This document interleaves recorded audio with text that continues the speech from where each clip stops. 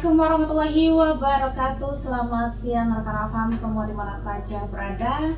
Angel kembali menyapa ruang dengar Anda di siang hari ini ya.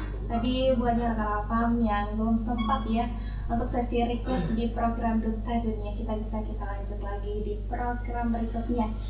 Dan untuk di siang hari ini kita ada talkshow ya, talkshow Jaksa Menyapa bersama Kejaksaan Negeri Padang Lawas. Dan tema yang akan kita bahas di siang hari ini adalah judi itu candu. Topik yang sangat penting dan tentunya sangat relevan bagi kita semua ya rekan Afam.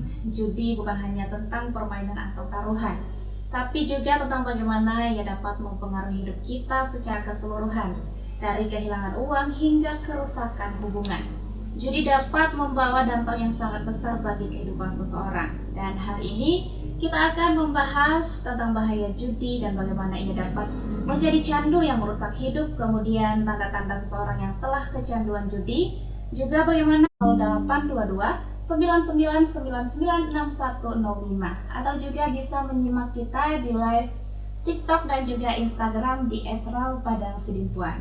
Rekan Afam bisa tinggalkan komentar di kolom komentar yang sudah tersedia tentunya.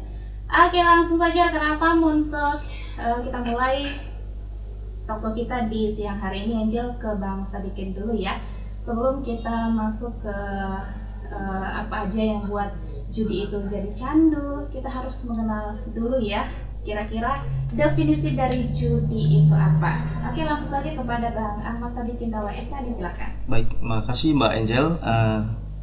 Tadi soalnya sudah disinggung tentang kenapa sih judi itu candu ya kan? Iya. Karena seperti definisinya, seperti yang sudah kami rangkum, bahwasanya judi itu adalah suatu permainan yang melibatkan taruhan uang dengan mengharapkan keuntungan serta dilakukan secara online pastinya. Makanya dikatakan judi online. Oke. Maka yang termasuk dalam taruhan judi online ini misalnya seperti taruhan bola, olahraga, poker online, kasino virtual, ataupun lotre internet. Kalau bisa dibilang seperti apa istilahnya yang orang-orang tua yang menyetor-nyetor nomor itu loh. Nah itu nanti diinput di internet gitu. Sehingga penting banget untuk paham bahwasanya kemungkinan menang terkait judi online ini, kalau saya bisa bilang hampir nyaris nol, karena semua kan by system, semua diatur oleh sistem, oleh orang yang memang ingin mendapatkan sejumlah keuntungan saja dari situ, begitu Mbak Angel. Oke. Iya, boleh disampaikan juga buatnya Bang Sadikin untuk presentasi atau data perkara judi online ini, Bang Sadikin silakan. Kalau untuk perkara judi online ya, dari tahun 2004 sampai dengan Februari tahun 2025 itu hampir 512. Lumayan tinggi. 512 itu kalau kisaran digabungkan ketika pada suatu daerah misalnya Jawa Timur, Sumatera Utara, DKI Jakarta itu sampai dengan 265 kasus seperti itu. Iya, itu dia untuk data perkara judul ini rekan Afam. Dan tentunya juga untuk judi online ini tidak hanya yang tua-tua saja kan? Ya, benar. Oke, bisa disampaikan untuk rentan usia pengguna judul ini, Bang? Kalau untuk rentan usia ya, di bawah 18 tahun sampai dengan usia kadang hampir 50 tahun. Seperti misalnya saya menangani suatu perkara itu, maaf cakapnya memang dia usianya memang usia 40 tahun ke atas rata-rata. Memang sebagai kepala keluarga, dan dia masuk ke dunia perjudian online ini misalnya kayak togel ya. Togel online kan masuk dia, seperti lotre itu. Nah, dia masuk ke ranah seperti itu. Misalnya seperti menyetor sejumlah nomor. Misalnya dia memasang kayak Hong Kong, Singapura, nah itu seperti itu biasanya orang itu masuk. Dan tadi jumlahnya kan 256, lumayan tinggi lah, dari tahun 2024 sampai dengan Februari 2025 seperti itu. Oke. Jadi yang lebih banyak itu bapak-bapak Iya, didominasi oleh laki-laki, Mbak. Laki-laki. Umur 40 ke atas. 40 ke atas. Tapi tidak menutup kemungkinan sih kalau untuk anak-anak usia SMA ya, makanya kita berharap dengan adanya kita Jaksa Menyapa ini supaya kaula muda lah, orang-orang muda yang masih duduk di bangku SMA ke atas jangan sampai masuk Gen Z ya. Ya, itu dia tadi untuk rentang usia pengguna judul rekan-rekan. Oke, kita lanjut lagi, ini masih bersama Bang Sadikin ya. Untuk jenis-jenis perjudian online ini biar rekan-rekan rumah pada tahu kira-kira apa saja yang termasuk perjudian online ini, Bang Sadikin. Misalnya perjudian online, sport betting itu di ranah olahraga misalnya. Ada suatu pertandingan menentukan siapa yang menang siapa yang kalah. Nanti di situ ada dia ngebet namanya, di betting supaya nanti apabila masuk bettingan itu dia yang memperoleh keuntungan. Itu kalau sport betting. Misalnya kayak kasino style games, permainan meja kasino yang membutuhkan strategi tersedia di situs dan aplikasi perjudian. Ini banyak biasanya di Google juga, ada di Facebook juga terkait kasino style games seperti itu. Tapi memang modelnya seperti games rata-rata dengan mengharapkan sejumlah keuntungan. Iya, betul. Kemudian lotre itu pembelian tiket lotre dengan harapan memenangkan hadiah uang atau barang. Kemudian ada bingo atau permainan mencocokkan nomor acak dengan kartu bingo. Kemudian karena disalahgunakan lah media sosial ini, karena ini rata-rata kan di online, Mbak. Online dan penggunaannya cukup praktis, dengan mungkin dia memasukkan sejumlah dana untuk dia seperti tadi betting, lotre, bingo untuk mengharapkan sebuah keuntungan dari itu, Mbak. Itu dia untuk jenis-jenis dari perjudian online rekan-rekan semua. Dan mungkin juga bisa disampaikan bagaimana sih perkembangan perjudian online ini, Bang Sadikin? Kalau untuk pada saat sekarang ini perkembangan judi online ya, karena kita tidak bisa memungkiri perkembangan teknologi informasi itu sangat pesat ya, Mbak ya. Maka dari itu kemunculan sistem teknologi informasi modern telah mempermudah aktivitas masyarakat, namun juga membuka peluang bagi kejahatan siber seperti perjudian online ini.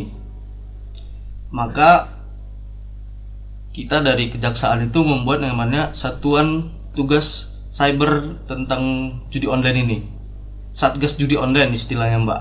Nah, Satgas Judi Online terkait tentang penanganan praktek-praktek perjudian online. Misalnya cybercrime, perjudian online di Indonesia diklarifikasi sebagai salah satu bentuk cybercrime yang memanfaatkan perkembangan teknologi karena masuk di dunia cyber ya. Kemudian untuk kita pada saat perkembangan perjudian online ini, otomatis kita aparat penegak hukum, khususnya kita di kejaksaan, mempunyai tantangan, Mbak, tantangan terkait penanganan perkara jenis judi online ini. Maka dari itu, meskipun sudah ada larangan dari undang-undang pastinya, peraturan-peraturan terkait itu, aparat penegak hukum masih kesulitan memberantas tindak pidana perjudian online secara efektif. Karena terlalu banyak situs ataupun link yang dipergunakan oleh masyarakat untuk bisa dapat masuk ke situs judi online itu, Mbak. Enggak satu website aja, banyak link dan aplikasi seperti itu, Mbak. Tapi tentunya untuk membahasnya itu semua tentu dari teknologi juga ya. Iya, benar. Oke, itu dia tadi ya rekan-rekan untuk sedikit perkembangan mengenai perjudian online. Oke, juga Bang Sadikin, Angel juga sempat membaca ini ya, ada 80% katanya untuk pengguna judi online ini yaitu masyarakat yang berasal dari ekonomi ke bawah. Itu kira-kira kenapa, Pak? Iya, benar, Pak. Karena kalau rata-rata ya, modus operandi orang-orang yang menggunakan aktivitas judi online ini, kalau dibilang 80% berpenghasilan rendah, Mbak. Karena apa? Kurangnya memang terkadang literasi tentang apa sih sebenarnya judi online ini. Apa sih keuntungannya? Sebenarnya kalau bisa dikaji secara mendalam, judi online ini kan udah disetting by system oleh para bandar-bandar yang ada di entah di mana kan. Udah disetting. Jadi kemungkinan besar untuk kita mendapatkan kemenangan dibanding kerugian itu sangat-sangat minim, Mbak. Maka dari itu tingkat pengetahuan orang dan kesempatan orang untuk bisa melakukan aktivitas judi online ini sangat besar, karena memang kita punya handphone, punya jaringan, kita udah bisa mengakses itu. Linknya lumayan cukup banyak. Punya kuota juga. Punya kuota, iya. Ditambah memang banyak promotor-promotor yang memang ataupun influencer yang memberikan memberikan jalan ataupun promosi, menjembatani, mempromosikan link-link judi online dengan banyak keuntungan-keuntungan yang diiming-iming kepada setiap masyarakat, khususnya misalnya kayak orang yang masih berusia 40 ke bawah ataupun 40 ke atas. Kan kalau 40 ke atas berarti orang tua, 40 ke bawah masih rata-rata anak muda lulus kuliah dan baru-baru kerja, itu rata-rata banyak terkait perjudian online, Mbak. Itu tadi sudah kita bahas ya, untuk dari definisinya, data tentang usia dan juga perkembangan hingga profil dari pemain judol ini. Tadi ada 80% pengguna judol itu masyarakat yang ekonominya menengah ke bawah ya. Oke, sekarang kita bahas dulu untuk sesi pertama ini, pembahasan terakhir bersama Bang Ahmad Sadikin ya, untuk bagaimana sih tanda-tanda awal ketergantungan judi ini, Pak? Tanda-tanda awal misalnya seperti keasikan berjudi dan terobsesi untuk menang. Karena seperti kita ketahui, Mbak, judi online ini kenapa kami ambil judul judi itu candu? Karena sepanjang yang saya baca terkait judi online ini, di situ ada seperti endorfin, Mbak. Endorfin yang membuat orang kecanduan, seperti halnya narkotika. Kenapa saya sebut seperti itu? Karena ketika pengguna ataupun yang memakai situs judi online yang ikut dalam praktik tersebut, terkadang dia menang otomatis endorfinnya naik, dia merasa senang, Mbak, merasa senang. Nah, ketika dia mengalami kekalahan, endorfin itu nggak serta merta langsung jatuh, Mbak. Dia endorfinnya itu masih digunakan untuk misalnya, oh saya masih punya kesempatan, kayaknya bakal menang lagi, seperti itu, Mbak. Dia masih punya halusinasi atau anggapan di dalam dirinya bahwasanya ketika saya mencoba pasti ini kayaknya menang, seperti itu, Mbak. Ada kemungkinan menang karena endorfinnya bukan kekalahan aja, kadang endorfin kemenangan, maksudnya bukan kemenangan saja, endorfin kekalahan juga dia peroleh, sehingga dia masih punya rasa untuk mencoba lagi. Memang dia mencoba, ada menang, dan dia tidak tahu sebenarnya ketika dia sudah menang beberapa juta rupiah, padahal dia modalnya sudah habis banyak, Mbak. Di situ dia endorfinnya naik turun, dan itu memang membuat dia merasa kecanduan terkait judi online tersebut. Kemudian tanda-tanda awal ketergantungan judi online itu kesulitan mengontrol diri karena kecanduan judi. Karena memang yang pada dasarnya pada awalnya dia mempunyai pekerjaan yang rutin, yang on the track lah istilahnya, yang positif ya. Ketika dia sudah kecanduan judi online, otomatis dia akan mempunyai rentan waktu untuk memainkan game ataupun masuk ke link situs judi online tersebut. Otomatis dia nggak fokus. Misalnya kalau anak kuliah, anak SMA, dia nggak fokus belajar, nggak fokus kuliah, dan nggak bisa, kadang-kadang nggak tamat kuliahnya gara-gara judi online. Itu masih sedemikian contoh yang negatif. Kemudian yang ketiga, tetap berjudi padahal tahu konsekuensinya. Itu di luar dari yang saya sebutkan tadi, kurangnya literasi. Dia sebenarnya tahu bahwasanya judi online ini dilarang oleh pemerintah, memang ada undang-undang yang mengatur. Namun dia tetap menggunakan kesempatan itu karena itu tadi, Mbak, dia ingin mendapatkan endorfin yang memang dia ngerasa ada rasa kesenangan di situ untuk dapat memainkan link ataupun aplikasi judi online, walaupun dia menang ataupun kalah.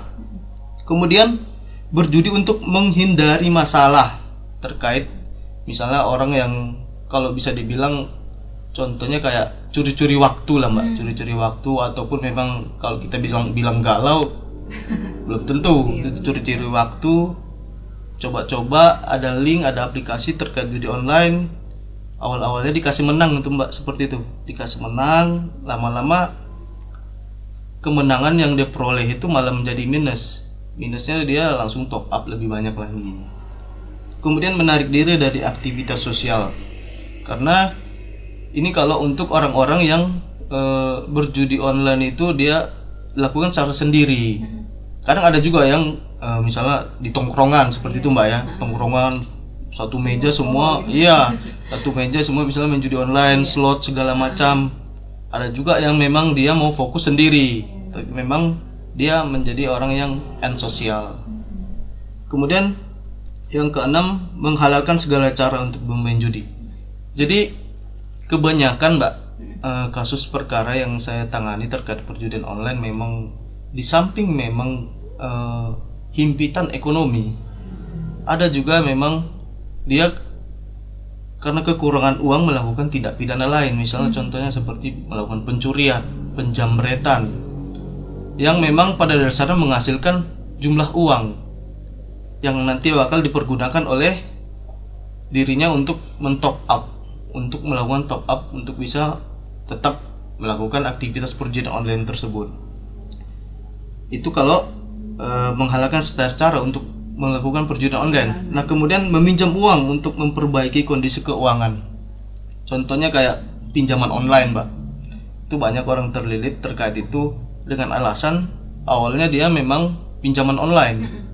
Namun karena pinjaman online dia tidak bisa memenuhinya lagi, nah dia mencoba peruntungan lah Mbak di perjudian online.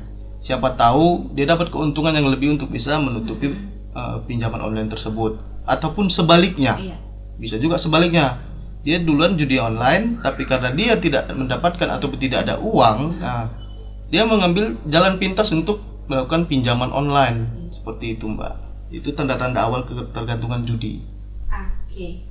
Iya, itu dia rekan ya untuk sesi pertama ini. Tadi dari Bang Sadikin sudah dijelaskan dari definisi hingga tanda-tanda awal ketergantungan judi online. Buatnya rekan yang ingin bertanya, sekali lagi yang diingatkan untuk kirimkan chat WhatsApp dan juga SMS-nya rekan atau juga boleh nelpon nanti ya ke nomor 0822 9999 6105, atau juga bisa menyimak kita di live streaming Instagram dan juga Facebook di @rawapadang_sidimpuan. Ini juga sudah ada yang menanggapi di live Instagram kita, ada pengguna akun CC. Katanya cara memberantas atau menghentikan adanya judi online ini gimana Min katanya. Oke, nanti ini ada partnya ya buatnya pengguna akun CC, disimak aja sampai tuntas, soalnya nanti kita bersama Kak Yosiana akan menyampaikan hal yang ditanyakan. Oke, kalau begitu kita jeda dulu rekan-rekan, jangan kemana-mana, pastikan tetap stay tune di 105 Rawapan, Your Lifestyle.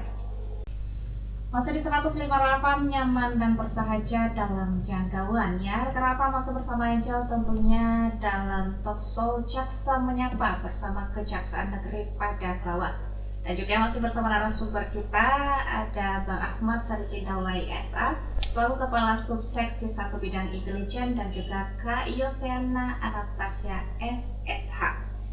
Banyak rekan-rekan yang ingin bertanya, sekali lagi Angel ingatkan untuk mengirimkan SMS dan juga chat WhatsApp-nya ke nomor 0822 9999 6105. Juga bisa menyimak kita di live maksud Angel di live Facebook dan juga Instagram kita di @rawapadang_sidimpuan. Ya, kita lanjutkan lagi rekan-rekan. Tadi sudah kita bahas ya bersama Bang Ahmad Sadikin dari definisi hingga tanda-tanda awal ketergantungan judi online.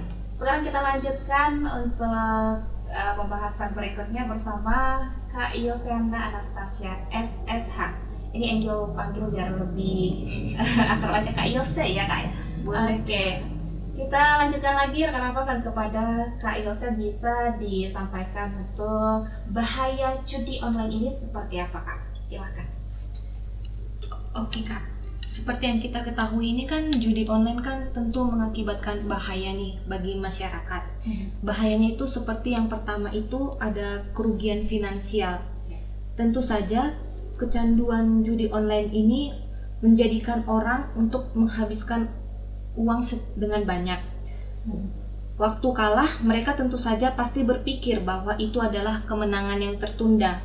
Jadinya malah mereka itu tambah rugi, hilang tabungan, hilang harta benda, bahkan bisa saja sampai ngutang ke orang banyak. Yang kedua itu ada gangguan kesehatan mental. Tentu saja judi online ini bisa mengakibatkan stres, depresi, dan juga kecemasan. Rasa putus asa akibat terjebak dalam lingkaran judi yang sulit dihentikan dapat merusak kualitas hidup seseorang. Yang ketiga itu gangguan kesehatan secara fisik. Bermain judi online ini tentu saja cenderung memiliki kualitas tidur yang buruk. Hal ini tentu saja bisa mempengaruhi kesehatan fisik seperti kelelahan, penurunan sistem kekebalan tubuh, atau bahkan stres kronis yang meningkatkan risiko penyakit jantung. Yang keempat itu ada hubungan sosial yang memburuk. Tentu saja judi online ini mengakibatkan teman, keluarga, bahkan pasangan saja mungkin merasa risih dengan perilaku kita sebagai penjudi yang selalu fokus untuk berjudi, yang pastinya bisa menyebabkan konflik dalam hubungan hingga memicu perpisahan. Seperti yang kita ketahui, banyak tuh rumah tangga yang bahkan cerai akibat judi online ini. Yang kelima itu ada kualitas pendidikan dan pekerjaan yang menurun. Konsentrasi yang menurun, banyak terjadinya absen, dan kurangnya produktivitas menjadi hal umum akibat kecanduan judi online ini, Mbak. Yang keenam pastinya masalah hukum. Seperti yang kita ketahui bahwa judi online ini kan ilegal di Indonesia. Seseorang yang terlibat judi online ini bisa kena masalah hukum dan harus menghadapi denda, tuntutan hukum, ataupun konsekuensi hukum serius lainnya. Yang ketujuh itu ada resiko keamanan data. Situs judi online ini sering meminta informasi pribadi sensitif seperti nama lengkap, alamat, ataupun nomor rekening bank. Jadinya jika situs ini dapat diretas, maka data pribadi pemain judi ini bisa disalahgunakan, Mbak, seperti pencurian identitas, penipuan, ataupun kegiatan kriminal lainnya. Itu, Mbak. Ya, itu dia ya rekan-rekan untuk bahaya judi online. Ada 7 tadi yang sangat kompleks sekali ya bahaya dari judi online ini. Jadi jangan didekati ya. Ya, oke, itu tadi bahayanya. Jadi setelah kita mengetahui bahayanya nih Kak Ilse, jadi bagaimana upaya pencegahan dan penanggulangan judi online oleh pemerintah dulu? Oleh pemerintah sendiri itu mereka mengadakan sosialisasi dan edukasi. Pemerintah saat ini itu terus mencoba untuk meningkatkan kesadaran mengenai bahayanya judi online ini melalui sosialisasi dan anti judi online. Sosialisasi dan edukasi ini dilakukan secara masif ataupun komprehensif dari berbagai sektor, seperti misalnya itu ada pendidikan, masyarakat, maupun pemerintahan. Gak cuma itu aja, Mbak, mereka juga sering menggandeng influencer ataupun tokoh masyarakat untuk menyebarkan pesan ke para anak muda. Tujuannya itu untuk orang-orang paham betapa bahayanya judi online ini. Soalnya banyak kan yang kita ketahui bahwa tipu dan masalah bangkrut ataupun gara-gara kecanduan judi online ini. Makanya penting banget agar kita selalu waspada dan saling mengingatkan kepada teman-teman sekitar kita ataupun keluarga kita tentang bahaya judi online ini. Jangan sampai orang-orang yang kita sayangi ataupun kita sendiri menjadi korban dari judi online, Mbak. Terus yang kedua itu ada dari regulasi pemerintah. Pemerintah sampai saat ini itu terus memperketat pengawasan terhadap situs ataupun konten judi online. Regulasi ini dapat mencakup pembatasan iklan judi yang dapat kita temui di situs-situs tidak resmi ataupun penerapan mekanisme yang lebih ketat untuk mencegah akses ke situs-situs tersebut, Mbak. Kerjasama antar lembaga pun juga diperlukan untuk penanganan judi online ini, seperti misalnya dari pihak kepolisian sendiri itu melakukan penyidikan ataupun penindakan terhadap pelaku penjudian online. seperti ataupun misalnya itu dari pihak Kominfo itu melakukan pemblokiran situs dan konten perjudian online gitu Mbak. Oke. Iya. Ternyata juga sangat terstruktur ya untuk bagaimana upaya yang dilakukan oleh pemerintah untuk membatasi atau mencegah penggunaan judi online ini. Lanjut kita ke pertanyaan selanjutnya. Bagaimana nih Kak untuk taktik manipulatif dari judi online ini? Taktiknya itu bisa yang pertama itu berupa bonus dan promosi. Pertama-tama mereka itu paling suka menawarkan bonus yang tentu saja menggiurkan para pemain baru. Sepertinya agar kelihatan menarik nih judi online ini. Tentu saja kita harus hati-hati terhadap itu karena itu hanyalah sebagai umpan belaka. Begitu kita terjerat, itu tentu saja akan sangat sulit untuk melepaskan diri dari judi online ini. Selain itu mereka itu sering menggunakan sistem nyaris menang. Artinya kita merasa sudah sangat dekat nih dengan hadiah utamanya, sudah sangat dekat dengan kemenangan. Tapi padahal sebenarnya itu masih jauh. Akibatnya apa? Kita akan terdorong untuk terus bermain lagi, dan bermain lagi. Tentu ini sangat memprihatinkan kan Mbak? Iya, sangat. Yang kedua itu berkedok game online. Itu artinya nggak semua fitur berbayar pada game online itu dianggap sebagai judi online. Tetapi untuk game yang mengharuskan untuk top up saldo, mempertaruhkannya pada permainan yang bisa di withdraw, itu dinamakan dengan game online yang mengandung unsur judi. Gitu Mbak. Yang ketiga itu ialah kemudahan akses. Seperti yang kita ketahui kan Mbak, judi online ini memang gampang banget untuk kita akseskan. Itu bisa kita akses kapan saja dan di mana saja. Di kamar mandi juga bisa, di angkot juga bisa, di segala tempat juga bisa. Asal ada jaringan dan kuotanya ya? Iya, asal ada jaringan dan kuota, Betul. judi online itu bisa kita akses. Nah, parahnya lagi karena sifatnya ini online, kita bisa main secara diam-diam tanpa diketahui oleh orang lain. Tidak seperti pada judi konvensional yang mengharuskan kita pergi ke tempat khusus.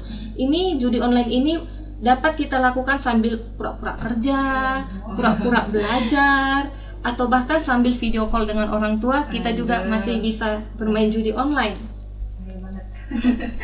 Yang keempat itu taktiknya itu dapat berupa ilusi kontrol. Mungkin kita itu berpikir, aku sudah mempelajari polanya, pasti kita bisa mengalahkan sistemnya ini, artinya kita bisa menang. Tapi ya itu, semua itu hanya hayalan kita saja. Pada kenyataannya, bandar judi online saja yang sudah mengatur segala aspeknya itu dari awal. Mereka itu membuat kita merasa memiliki kendali agar kita mampu merasa di atas angin. Kita dikasih menang sedikit, kalahnya jauh lebih banyak lagi. Gitu Mbak. Nah itu dia Kak Rafam ya, bagi rekan Rafam mungkin di rumah yang merasa sedang itu ya itu hanyalah taktik ya, manipulasi belaka.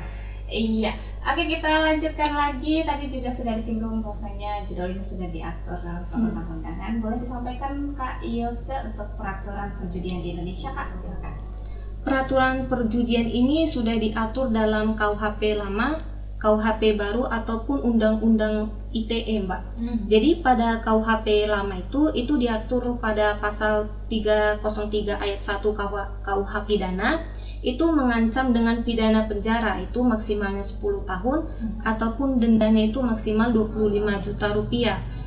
Dengan syarat tanpa izin untuk yang pertama, untuk menawarkan kesempatan judi sebagai pencaharian, kedua menawarkan kesempatan judi kepada khalayak umum, ketiga turut serta dalam perjudian sebagai pencaharian. Yang kedua itu ada pasal 303 bis ayat 1 KUHP, itu mengancam pidana penjara itu maksimalnya ada 4 tahun ataupun denda maksimalnya 10 juta bagi pengguna kesempatan judi ilegal ataupun peserta judi di tempat umum. Selanjutnya itu bagi KUHP yang baru itu, sanksi tambahan dalam KUHP baru ini itu ada 3 macam atau 3 jenis. Yang pertama itu dapat dilakukan pencabutan hak, terus kedua merujuk pada hak yang dapat dicabut, Yang ketiga, dapat mempengaruhi karir ataupun mata pencaharian pelaku. Nah, Mbak, pada perjudian menurut KUHP baru ini diatur pada pasal 426, di mana pada pasal tersebut dicantumkan pidana penjara itu maksimal 9 tahun ataupun dendanya itu maksimal 2 miliar rupiah. Dengan bagi yang tanpa izin untuk yang pertama, menawarkan kesempatan judi sebagai mata pencaharian, yang kedua menawarkan kesempatan judi kepada umum, dan yang ketiga turut serta dalam perjudian sebagai mata pencaharian. Pada pasal 427 juga dicantumkan itu pidana penjara maksimalnya itu 3 tahun ataupun denda maksimal 50 juta bagi para pengguna kesempatan judi dengan tanpa izin, Pak. Sedangkan menurut hukum judi online menurut Undang-Undang ITE itu diatur pada Undang-Undang Nomor 1 Tahun 2024, di mana pada pasal 27 ayat 2 itu dimuat bagi setiap orang yang dengan sengaja ataupun tanpa hak mendistribusikan dan atau mentransmisikan dan atau membuat dapat diaksesnya informasi ataupun dokumen elektronik yang memiliki muatan perjudian adalah masuk sebagai perbuatan yang dilarang. Kemudian ada pada pasal 45 ayat 3 itu diatur setiap orang yang dengan sengaja dan tanpa hak untuk mendistribusikan, mentransmisikan, dan atau membuat dapat diaksesnya informasi elektronik dan atau dokumen elektronik yang memiliki muatan perjudian dapat dipidana penjara itu paling lama 10 tahun dan atau denda paling banyak 10 miliar rupiah, Mbak. Oke. Nah, itu dia rekan-rekan ya untuk peraturan mengenai perjudian yang ada di Indonesia. Oke, kita next lagi untuk pertanyaan berikutnya buatnya Kak Ilse. Ini bagaimana sih cara kita untuk mengenali tanda-tanda kecanduan judi online, Kak? Kecanduan judi online ini memiliki tanda-tanda seperti yang pertama itu, para penjudi online itu pasti keasikan berjudi ataupun mereka itu pasti terobsesi terus untuk menang. Yang kedua itu, para penjudi online itu kesulitan untuk mengontrol dirinya karena mereka sudah kecanduan terhadap judi. Yang ketiga, tetap berjudi padahal sudah tahu konsekuensinya. Yang keempat, berjudi untuk menghindari masalah. Yang kelima itu ada menarik diri dari aktivitas sosial.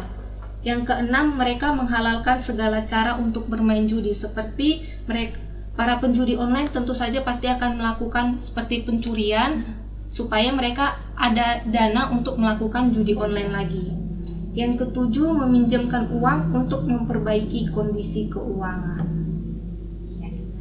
Oke. Itu dia untuk kita mengenali bagaimana tanda-tanda kecanduan judul ini ya rekan-rekan. Dan mungkin yang terakhir ini buatnya Kak Yosana, pertanyaannya gimana nih langkah awal atau langkah pertama kita untuk mengatasi kecanduan judul ini, Kak? Untuk mengatasi kecanduan judi online ini, kita langkah pertamanya itu tentu saja mencari dukungan. Kita harus mencari dukungan dari teman ataupun keluarga yang bisa saja menjadi senjata rahasia kita untuk melawan kecanduan judi ini. Jangan takut untuk melakukan curhat atau cerita tentang masalah candu ini kepada keluarga ataupun teman terdekat mengenai kesalahan judi online ini, Mbak. Dukungan emosional dari orang-orang sekitar kita akan membesarkan hati kita dan membantu bangkit dari keterpurukan. Tentu saja bergabung dengan kelompok dukungan ataupun komunitas yang menghadapi masalah serupa ini dapat membantu kita dalam melakukan proses pemulihan. Kita coba berbagi cerita dengan teman-teman dekat kita ataupun sahabat kita. Katakan dengan jujur kalau misalnya itu kita kesusahan untuk lepas dari judi online ini. Tentu saja teman-teman sekitar kita ataupun keluarga kita akan bersedia untuk membantu kita. Teman yang baik itu pasti mereka akan mendukung kita untuk menjadi lebih baik lagi. Atau bisa saja kita coba bicara dengan orang tua kita. Tentu saja orang tua kan pasti lebih menghargai kejujuran kita saat kita melakukan judi online ini secara diam-diam. Siapa tahu mereka memiliki solusi yang belum terpikirkan oleh kita. Intinya Mbak, semakin banyak orang yang peduli pada kita, maka semakin kecil kemungkinan kita untuk kembali pada judi. Ingat saja kita tidak sendirian di hidup ini. Selanjutnya itu kita dapat melakukan konsultasi dengan profesional. Saat kita merasakan terjebak dalam cengkraman kecanduan judi online ini, kita itu seolah-olah tidak ada kekuatan untuk berhenti dari judi online ini. Oleh karena itu, kita jangan pernah ragu untuk melakukan konsultasi terhadap psikolog. Mereka kan sudah punya keahlian ataupun pengalaman dalam menangani masalah semacam ini. Alternatif lainnya, kita dapat membuka diri kepada keluarga, ataupun dukungan mereka itu bisa jadi sumber kekuatan yang tidak ternilai dalam perjalanan kita menuju pemulihan dari judi online ini, Mbak. Kemudian itu kita dapat melakukan pembatasan terhadap akses ke situs judi. Pembatasan akses ke situs judi online ini termasuk langkah yang praktis ya Mbak, untuk melepaskan diri dari kecanduan. Itu caranya ada dua, seperti menginstal perangkat lunak pemblokir judi di device perangkat kita. Yang kedua, mengubah pengaturan pada browser untuk memblokir situs judi online. Selanjutnya itu yang keempat, ada melakukan kelola keuangan dengan bijak. Artinya itu mengelola keuangan dengan bijak, kita dapat mengurangi godaan untuk kembali berjudi. Hal ini bisa kita mulai dengan mengelola pengeluaran bulanan yang nantinya kita bisa mendapatkan gambaran secara jelas tentang alokasi dana kita. Jangan sampai kita tergoda untuk memakai keritingan gaji kita hanya untuk judi online saja. Yang terakhir itu kita dapat mengantisipasinya dengan mengembangkan hobi ataupun aktivitas baru. Kita dapat memulai aktivitas positif bersama teman dan keluarga kita juga sebagai bentuk pembiasaan diri kita untuk menghindari kecanduan judi ini. Mengembangkan hobi, bergabung dengan klub sesuai dengan minat dan bakat kita, itu tentu saja membuat kita menjadi sibuk dan mengurangi keinginan untuk berjudi. Coba kita renungkan saja hal-hal apa saja yang dapat membuat kita bahagia. Mungkin dulu kita yang pengen belajar main gitar tapi belum sempat, ataupun mungkin yang dulu kita punya bakat tersembunyi sebagai koki misalnya. Nah, sekaranglah waktunya kita untuk mencoba hal-hal baru. Ini juga bisa jadi jalan baru kita untuk menemukan passion yang membuat hidup kita menjadi lebih bermakna lagi, Mbak. Siapa tahu kan dengan hobi ini kita menemukan pekerjaan baru ataupun menemukan teman-teman baru yang lebih menyenangkan lagi. Itu Mbak. Oke. Iya, itu dia rekan Afam ya. Untuk terakhir ya bersama Kak Iyose dan Anastasia. Tadi langkah yang bisa kita lakukan untuk mengatasi kecanduan judul. Terlepas dari langkah-langkah itu, tapi yang membuat kita tidak terjerat lagi dari judul itu tentunya dari diri sendiri ya Kak ya. Itu dia rekan Afam ya. Dan tadi sudah disampaikan juga, yang ingin bertanya boleh banget untuk kita ke nomor yang sudah disampaikan. Dan juga sudah ada yang bertanya nih buatnya Kak Sadikin dan juga maksud Angel Bang Sadikin dan juga Kak Iyos. Aduh, ini udah Angel ganti-ganti aja nih. Oke, mungkin langsung saja yang pertanyaan pertama ini. Selamat siang Kak Angel dan para narasumber di siang hari ini. Siang kembali. Ini ada Lia katanya. Mengenai perjudian ini kan tidak hanya online, ada juga yang offline. Apakah ada perbedaan antara keduanya dari segi hukum dan kecanduan yang akan dirasakan oleh pemain judi ini? Boleh, siapa yang mau? Boleh. Oke, Bang Sadikin silahkan. Oke, terima kasih atas pertanyaan. Tadi Mbak Lia ya? Iya. Mbak Lia terkait judi online yang masih tradisional dan menggunakan platform online, internet gitu ya. Kalau misalnya contohnya itu seperti togel kan masih ada tuh, togel yang orang yang menyetor sejumlah nomor dan dia membuat peruntungan lah istilahnya. Dengan jumlah nilai dia menyetor tuh paling berapa? 2.000, 2.500 seperti itu. Kenapa saya tahu? Karena saya pernah menangani perkara terkait seperti itu. Makanya tadi ada pasal 303 bis KUHP, itu di KUHP lama. Biasanya itu untuk para orang yang menyetor nomor kepada bandarnya. Misalnya contohnya, tapi pada ujungnya terkait togel konvensional ini, dia menyetor nomor segala macam, itu ujungnya juga masuk ke online. Kenapa masuk ke online saya bilang? Karena bandar yang menerima nomor-nomor itu nanti akan memasukkan nomor tersebut, ataupun dia akan mencek. Ada beberapa situs misalnya togel yang berplatform online ya, nanti ada di sekitar jam 11 malam nanti akan kelihatan nomor berapa yang keluar seperti itu, dengan mungkin nanti disamakan sama orang-orang yang memasang nomor tersebut. Itu togel yang menggunakan platform online, togel online istilahnya kan. Itu sama, kita masuk ke pasal, kalau di pasalnya memang kita pakai yang 303 bis sama undang-undang ITE. Seperti itu, Mbak. Kemudian terkait dampak, udah pasti tadi udah disebutkan sama Mbak Yosiana juga, dan dampaknya lumayan mencakup besar ya dampaknya. Otomatis pertama pasti dampak finansial. Finansial otomatis uang tidak akan stabil. Kalau memang sudah berkeluarga pasti ada saja nanti suatu masalah terkait keterbukaan finansial, baik terhadap istri ke suami ataupun sebaliknya, seperti itu. Dan akan menimbulkan masalah-masalah baru lagi, Mbak. Otomatis masalah mental tadi sudah disebutkan juga sama rekan saya, Mbak Yosiana. Otomatis kerusakan mental akan terjadi ketika memang dia tidak mendapatkan apa yang diinginkan, ataupun dia sudah terkena tadi imbas dari masalah finansial tersebut. Otomatis dia mempunyai masalah psikologis, kena mentalnya, sehingga dia terkadang gampang marah di keluarga, ataupun gampang tersulut emosi dan segala macamnya, yang memang nanti ujungnya lari lagi, Mbak, ujungnya ke KDRT kan. Itu kan pasca terjadinya judul. Kami sudah menyebutkan sebelum dan sesudah terjadi judul pasti ada konsekuensinya, seperti itu, Mbak. Kemudian tadi Mbak Lia tadi apa lagi tadi pertanyaannya?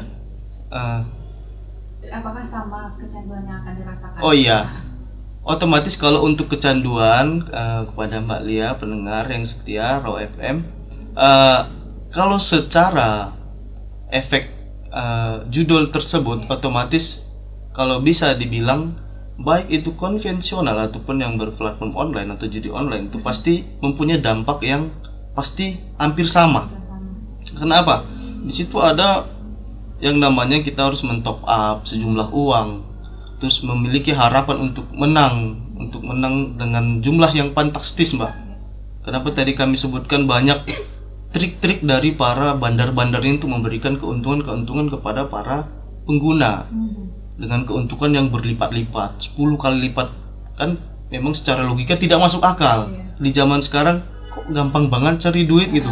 Padahal secara tidak langsung, secara tidak disengaja dia sudah masuk dalam lingkaran yang memang sudah diciptakan oleh sistem tersebut, dan udah pasti itu membuat kerugian baik finansial, psikis dan segala macamnya, seperti itu.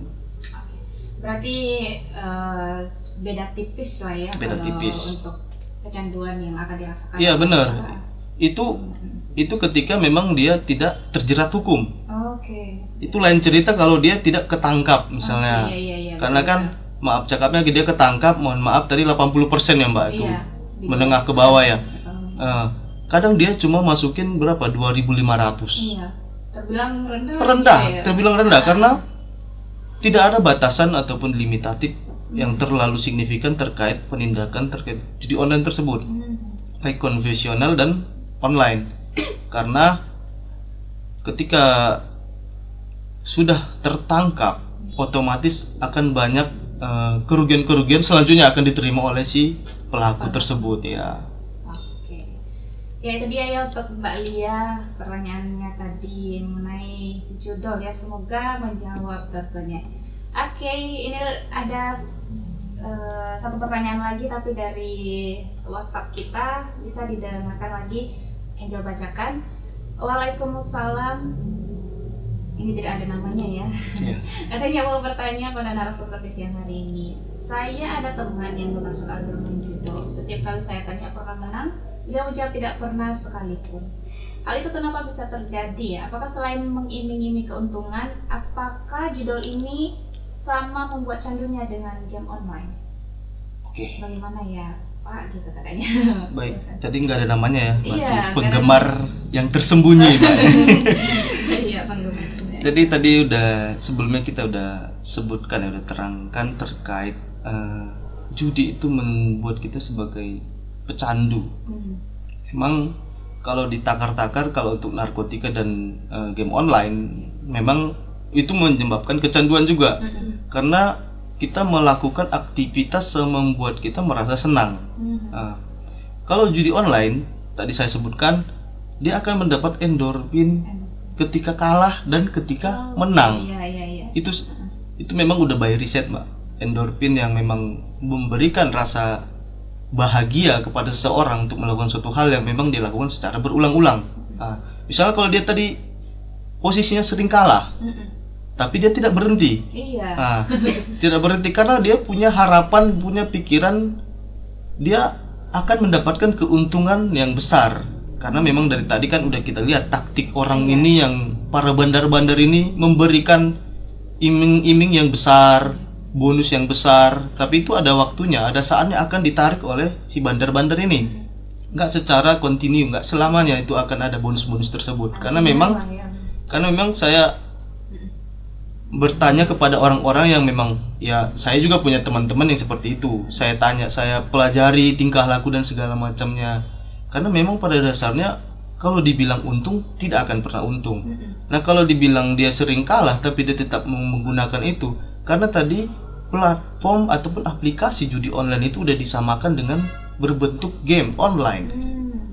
Tapi dalam hal game online yang bukan, kalau yang untuk tidak ilegal berarti yang tidak menggunakan sejumlah keuntungan ataupun top up dan segala macamnya. Tapi kalau untuk kita masuk ke judi online berarti dia harus syaratnya top up dulu, mengisi identitas seperti yang disebutkan Mbak Yosiana tadi, yang pada dasarnya identitas kita seperti nama, nomor rekening itu kan private, pribadi banget itu.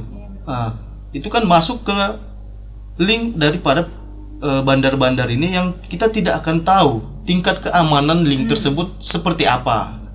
Tapi kalau tadi dibilang kondisi temannya memang sering kalah dan segala macamnya, saya harap mungkin temannya Mbak yang tidak tahu namanya monggo dirangkul terus. Karena apa? Saya yakin dia nggak akan pernah menang banyak. Walaupun dia bilang tadi tidak pernah menang, pasti dia 1-2 kali pasti menang. Pasti pernah merasakan, walaupun nilainya di luar daripada dia mentop up. Kalau itu dirangkul saja Mbak, jangan sampai ditinggalin sendirian. Nanti kalaupun misalnya dia mau top up lebih banyak, nanti tolong diingatkan gitu.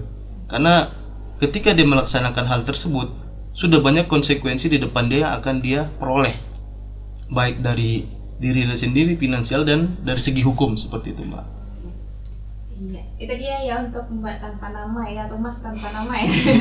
Yang bertanya tentunya kawannya jangan ditinggal, dirangkul supaya terbebas dari judul tadi ya. Oke, mungkin bisa karena beberapa 2 menit lagi nih kita last question aja ya, dari live TikTok maksud Angel, dari live Instagram kita ada pengguna akun _Manalu. Katanya pertanyaannya, apa bisa pecandu judi online bisa direhab seperti kecanduan narkotika katanya? Silahkan. Oke. Pecandu, makanya tadi judulnya judi itu candu ya, karena mempunyai kesamaan terkait narkotika. Kalau narkotika ada mekanisme untuk dilakukan rehabilitasi. Nah kalau untuk pecandu judi online, yang kalau sudah dilakukan ada beberapa aspek yang kami sebutkan, baik dari pendekatan secara kekeluargaan, pendekatan secara profesional, yaitu datang kepada psikiater, dan psikiater itu memberikan suatu saran dan tindak ataupun kesimpulan bahwasanya si pecandu judi ini harus perlu mendapatkan pertolongan yang komprehensif terkait sudah kecanduan yang memang sudah tidak tertolong lagi. Maka dari itu Kalau secara mekanisme, selama saya mendapat perkara terkait judi ini, kalau selama persidangan memang belum ada yang separah itu, Mbak. Karena kalau sudah sampai parah, sampai dia melakukan tindak pidana dan segala macam, sampai dia mengurung diri, undur diri dari masyarakat, sampai dengan dia membuat pertengkaran di keluarga, tidak ikut lagi regulasi di keluarga misalnya, dan sudah masuk ke tahap yang sakit seperti itu, Mbak. Karena otomatis kita harus butuh bantuan dari pihak ketiga. Psikiater tersebut butuh untuk bisa menopang ataupun mentaksir sampai seberapa rusaknya efek dan dampak dari judi online tersebut. Kalau untuk merehab sepertinya, kalau untuk sepanjang yang saya ikuti ataupun saya tangani perkara, belum sampai ada yang sampai direhab. Tapi kalau untuk itu kan tadi udah ada sampai ke orang yang profesional, psikiater seperti itu, Mbak. Oke, ya itu dia ya untuk Bang underscore Manaloe. Itu tadi pertanyaannya, apakah candu judi online ini bisa direhab seperti kecanduan narkotika. Oke, itu dia ya rekan paham, ada 3 pertanyaan tadi dari Mbak Lia, dari live Instagram kita juga, dan juga tadi tanpa nama ya. Terima kasih atas pertanyaannya. Mungkin ada beberapa kata atau closing statement nih dari narasumber kita yang ingin disampaikan kepada masyarakat kita, silakan. Oke, terima kasih Mbak untuk closing statement tentang judi itu candu. Jangan dekati, jauhi, sehingga Anda mempunyai kehidupan yang lebih tenang, seperti itu, Mbak. Oke, ya itu dia ya untuk closing statement dari narasumber kita, Bang Ahmad Sadikin Daulay SH ya. Terima kasih tentunya kepada kedua narasumber kita di siang hari ini. Semoga tentunya rekan-rekan di rumah yang sudah mendengarkan bermanfaat, dan tentunya jangan sampai ya mendekati bahkan terlibat judul. Jika sudah terlibat, berhentilah sebelum menyesal. Jika dukungan dari keluarga atau orang terdekat, dan tentunya yang pasti yang bisa mengubah dirimu sendiri adalah diri kamu. Jadi berubahlah sebelum terlambat. Oke, terima kasih sekali lagi rekan Afam atas kebersamaannya, dan kepada narasumber kita Bang Ahmad Sadikin Daulay dan juga Kak Yosiana Anastasia. Jangan lupa rekan Afam ya, setelah ini bakal ada program berikutnya yang akan menemani siang Anda. Jangan kemana-mana, tetap stay tune di 105 Rafam. Terima kasih, saya Angel. Wassalamualaikum warahmatullahi wabarakatuh. Assalamualaikum.